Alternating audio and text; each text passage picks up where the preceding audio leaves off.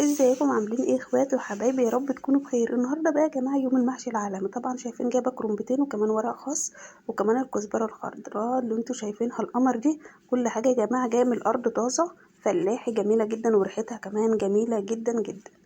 طبعا يا جماعه عشان تختاروا الكرنبه الصح لازم تبصوا على 3 حاجات. اول حاجه يا جماعه تختاروا الكرنبه الصغيره مش الكبيره. الكرنبه الصغيره احلى بكتير من الكرنبه الكبيره.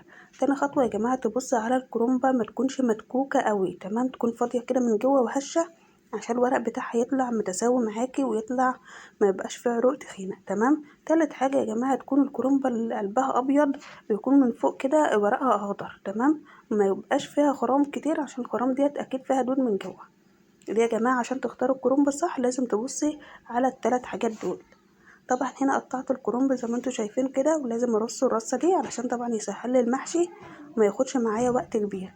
وكمان يا جماعه هحشي كمان ورق خاص، اللي بيحشي ورق الخاص يكتب لي في الكومنتات، بيبقى طعمه كمان جميل جدا جدا، بيبقى احلى كمان يا جماعه والله العظيم من الكرنب. انا الصراحه ولادي بيفضلوا الورق الخاص عن الكرنب.